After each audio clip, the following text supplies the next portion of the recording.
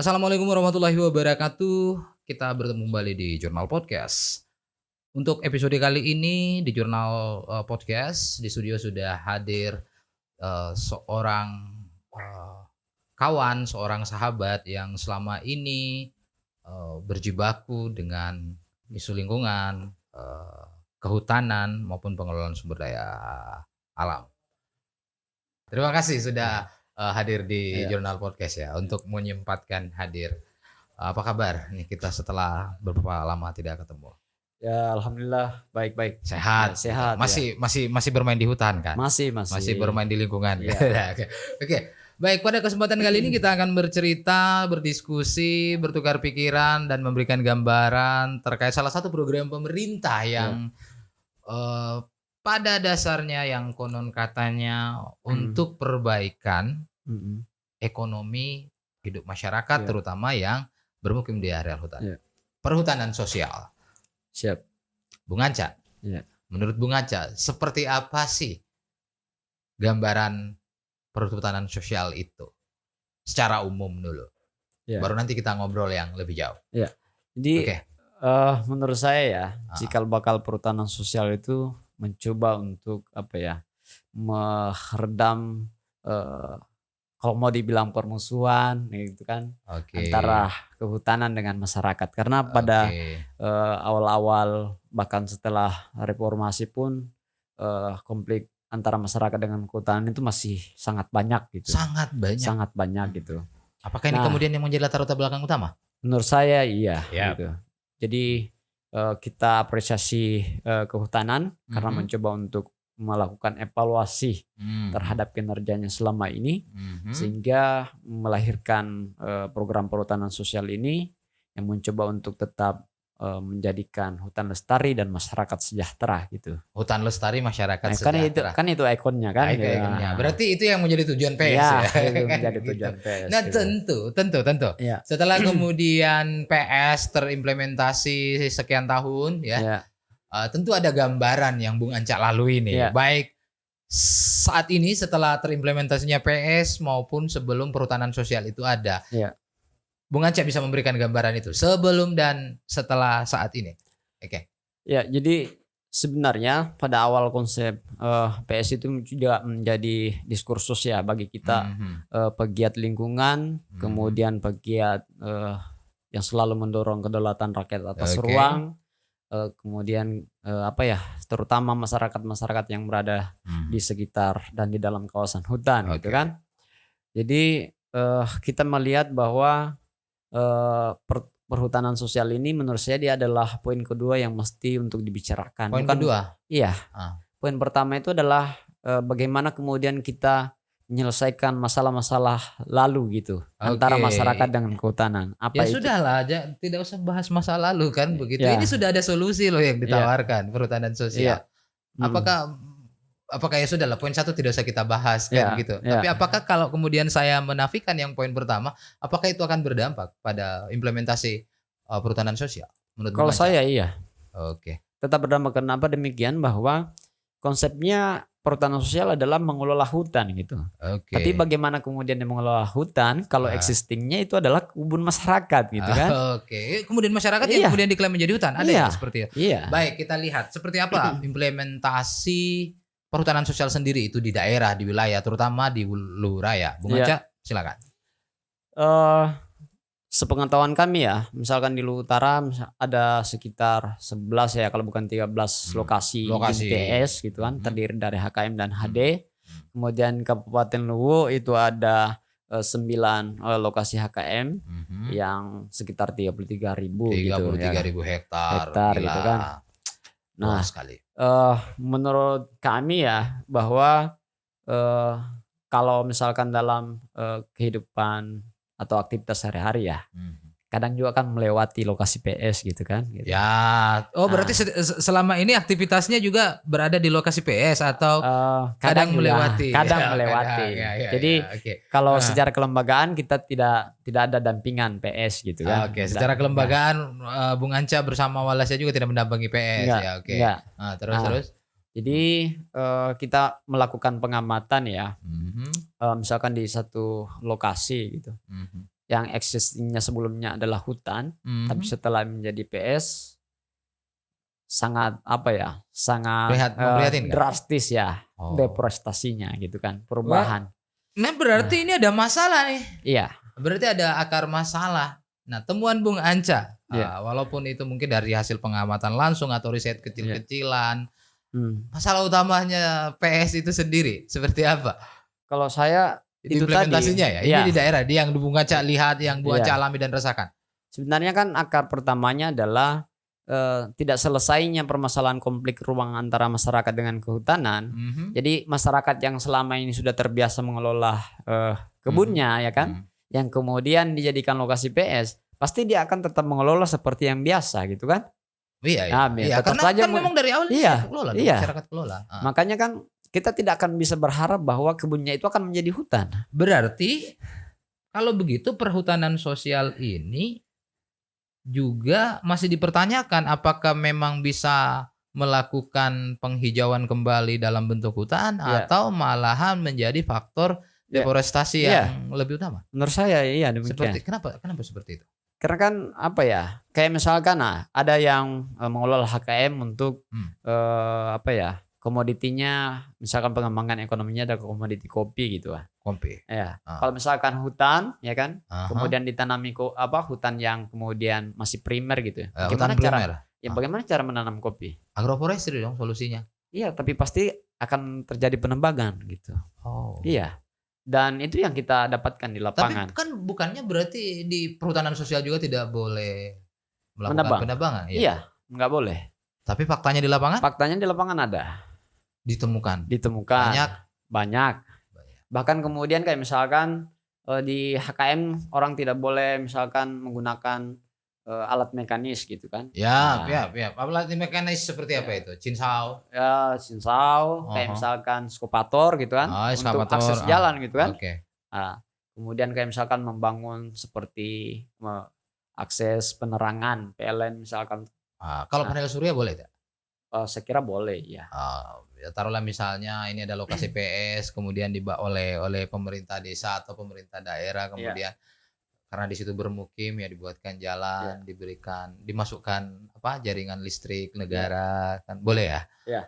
Sekali boleh. Nah, tentu pada implementasinya saat ini berjalan walaupun secara eksplisit gitu kan. Negara ini menginginkan bahwa PS itu bermanfaat. Iya. Tapi juga tidak bisa dinafikan kalau ada beberapa kelompok-kelompok yang kemudian menolak ide ini. Ada beberapa kelompok ya di sini tidak bisa saya sebutkan karena ya juga menjadi sudah rahasia umum. Nah, seperti apa sih kenapa kemudian lahir kelompok-kelompok yang menolak PS tersebut? Ya, kalau kami juga menjadi salah satu bagian dalam artian bukan menolak skema programnya tapi implementasinya. Oke, berarti skema programnya tidak ditolak tapi implementasinya yang ditolak. Gitu. Oke. Seperti apa bagaimana itu? Yang maksud adalah mestinya konflik terkait dengan tenurial, konflik tanah, konflik antara misalkan wilayah kelola rakyat dengan kawasan hutan itu diselesaikan dulu. Dikelirkan dulu. Dalam seperti apa tuh? Dalam faktanya tanya seperti apa? Kayak misalkan ketika fakta itu memang tidak bisa dinafikan, maka kehutanan harus merubah statusnya dulu. Status kawasan hutan dulu gitu. Berarti yang memang selama ini jadi pemukiman misalnya yang jadi kebun, jangan dulu masuk hutan gitu kan. Iya. Dilepaskan dulu. Baru kemudian kita membuat kesepakatan bagaimana di mana areal yang bisa didorong lokasi PS gitu. Yang sudah tidak ada hak orang per orang di dalamnya. Bukankah selama ini komunal yang berada di lokasi hutan tersebut kan mengelola? Apakah memang Bung Anca juga melihat, mendapatkan dan menemukan fakta bahwa mereka tuh hanya sekedar menguasai tetapi tidak memiliki hak kelola penuh atas tanah yang mereka tempati dan yang mereka garap? Misalnya kebunnya, apakah itu kemudian tidak berstatus sebagai hak milik dan lain segala macam? Ya, kan status hak milik itu kan legal pemerintah ya gitu. Tapi kalau di komunitas atau di tingkat masyarakat, ketika masyarakat sudah mengelola beberapa tahun, maka konsensus masyarakat itu adalah hak miliknya gitu kan. Gitu. ya. Nah, Sudah diakui lah ya secara sudah sosial terakui lah gitu. bahwa memang itu dikelola sama ini. Ya, Walaupun di negara belum ada. iya. Oh, Dan itu pasti akan aneh ya bagi masyarakat yang selama ini bertahun-tahun mengelola wilayahnya. Terus dikatakan bahwa ini adalah kawasan hutan. Nah oke. gitu. Nah, yang banyak tidak diketahui masyarakat bahwa ketika lokasinya itu dimasukkan sebagai lokasi PS, maka sesungguhnya kan ada ini ya, kalau bahasa kasarnya perampasan hak secara legal gitu kan gitu. Jadi Ya. iya. Jadi yang dirampas dengan ikhlas, iya, dirampas. iya. Atau mungkin dengan ikhlas memberikan sendiri gitu Iya, kan. gitu. Terus oh Dengan jaminan mungkin ya Bapak bisa mengelola wilayahnya sampai 35 tahun. ya. Nah, sementara kan apa ya? Menurut saya program-program pemerintah itu tergantung rezim gitu. Rezim berganti mungkin Ya mungkin peraturannya kebijakan berubah juga lagi. akan berubah gitu kan. Peraturannya berubah lagi. Nah, ini kan bisa menjadi satu ancaman bagi masyarakat Ya, yang tidak ada jaminan. iya, kan? tidak ada jaminan. Tapi misalnya ya oke kalau undang-undangnya kemudian dirubah di 2024, Iya, 2025 itu kan bisa jadi ancaman juga ya. Iya, betul. Baik, menurut Bung Anca, apakah ada alternatif atau solusi alternatif selain dari tawaran skema PS yang ada saat ini? Ada nggak? Kalau kami ya bahwa sesungguhnya program PS ini bagus ya kan. Oke. Bagus sesungguhnya secara konsep dia bagus. Oke. Kita hanya di persoalan implementasinya saja gitu. Oke. Jadi titik temunya sudah ketemu. Iya. Program bagus, Iya. tapi implementasinya bagus. Nah, menurut Bung Anca dan teman-teman, kira-kira seperti apa sih model implementasi PS yang ideal itu di lapangan, di kabupaten ya, di daerah? Kan tentu pendekatan di beberapa kabupaten itu juga beda-beda karakternya. Seperti apa menurut Bung Anca? Kalau apa ya, dalam artian bahwa seperti ini, mesti harus ada komitmen lingkungan itu juga tetap harus dipegang. Karena kan dua hal yang mungkin orang bisa akan mengatakan ini adalah pisah-pisah, misalkan antara hutan lestari dan masyarakat sejahtera gitu kan. Hutan lestari, masyarakat sejahtera, pasti. Kalau masyarakat sejahtera, hutan lestari belum pasti. Nah itu dia, maksudnya kan konsep ini dulu yang mestinya harus dijaga ketat gitu kan gitu. Kenapa demikian? Karena menurut data kehutanan sendiri ya, di data penutupan lahan misalkan di Kabupaten Luwu gitu kan, di rentan 2011 sampai 2016 itu ada laju deforestasi sekitar 4.000 hektar gitu kan. 4.000 hektar laju deforestasinya. Iya. Luwu. Iya, Kabupaten Luwu. Kabupaten Luwu. Iya.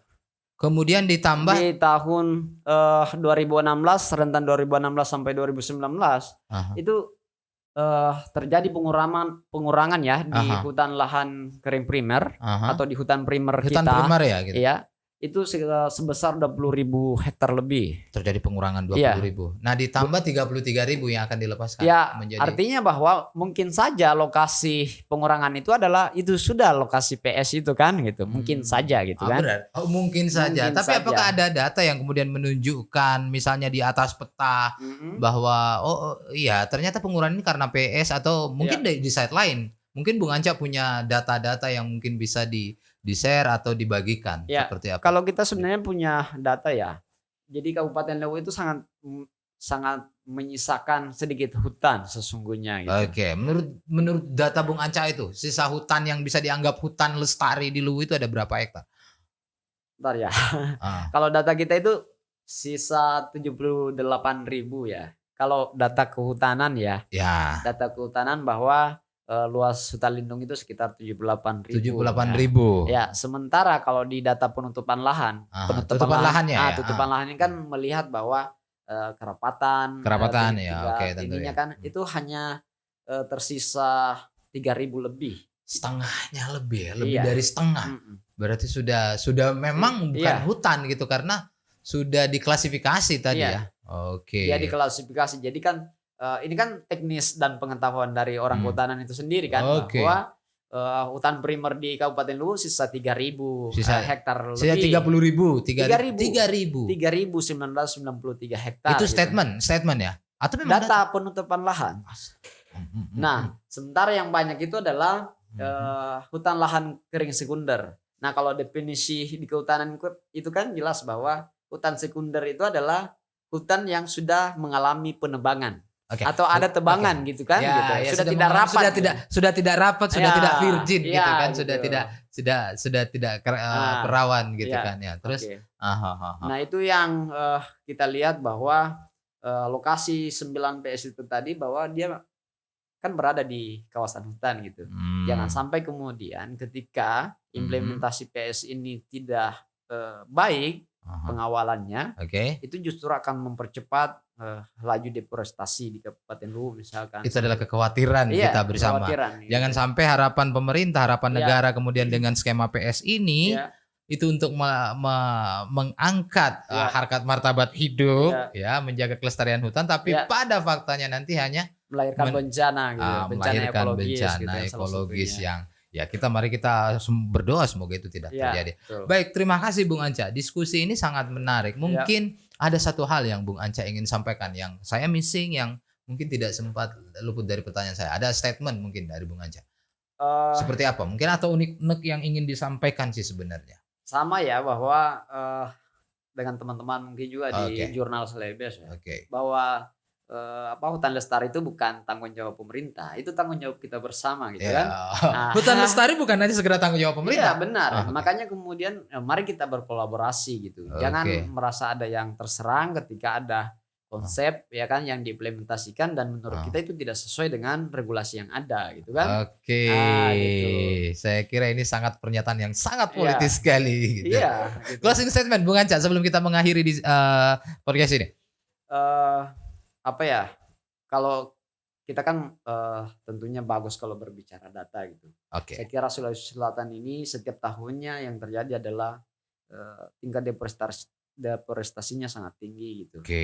Nah, sementara kan jantung Sulawesi misalkan ada di Luwu Raya gitu kan. Nah, terutama bagi kami ya yang bekerja di Kabupaten Luwu Raya sebenarnya menginginkan ada kelompok-kelompok yang kalau bisa lebih pedulilah terhadap lingkungan gitu. Sehingga kemudian ya kita bisa berkolaborasi bersama. Karena duduk bersama. Isu lingkungan itu bukan isu parsial ya, isu bersama. Isu bersama. Jantung Sulawesi. Ya, dan hasilnya pasti akan kita nikmati bersama gitu. Dan kita berharap ya hutan tetap lestari. Terima kasih Bung Anca sudah hadir di Jurnal Podcast, kemudian sudah membagi pengalaman terkait perhutanan sosial selama ini. Nah, kesempatan ini masih ada kesempatannya. Ada hal yang ingin disampaikan mungkin atau mungkin ada ide secara pribadi maupun kelembagaan untuk solusi dari semua ini. Sebenarnya kan itu tadi bahwa lembaga kami adalah bekerja di lingkungan hidup, ya kan. Kita berharap ada lingkungan yang berkelanjutan gitu kan. Tapi tidak menafikan kesejahteraan masyarakat. Jadi terutama mungkin untuk masyarakat yang berada di dalam dan di sekitar kawasan hutan, kita berharap pengakuan hak atas tanah itu tetap diberikan kepada mereka sebelum menjadi PS gitu. Ataukah kemudian yang existing hari ini ya. Karena menurut saya kehutanan masih banyak menutup mata terhadap kondisi yang ada gitu. Bagaimana kita melihat fasilitas kayak pemerintah, kantor desa, sekolah, tapi tidak ada upaya untuk melepaskan dari kawasan hutan gitu. Sementara kan kita ini adalah dalam satu negara kesatuan republik. Mestinya sudah dilepas lah itu menjadi kawasan pemukiman yang kemudian beralas hak. Sebenarnya kita mau bekerja secara resmi gitu kan, legal. Kita menghargai aturan yang ada gitu. Sangat menarik sekali. Terima kasih Bung Anca. Demikian diskusi kita dengan Bung Anca dari Walasea Kota Palopo. Terima kasih atas kesempatan dan kehadirannya hari ini. Sama-sama. Semoga diskusi ini bisa menjadi pemantik bagi semua pihak sehingga melahirkan solusi bersama dalam menemukan ramuan atau rumus agar hutan tetap lestari seperti yang kita inginkan. Dari Jurnal Podcast, saya Rudi Rustam dan Anca mengucapkan terima kasih atas kebersamaannya. Assalamualaikum warahmatullahi wabarakatuh. Salam lingkungan.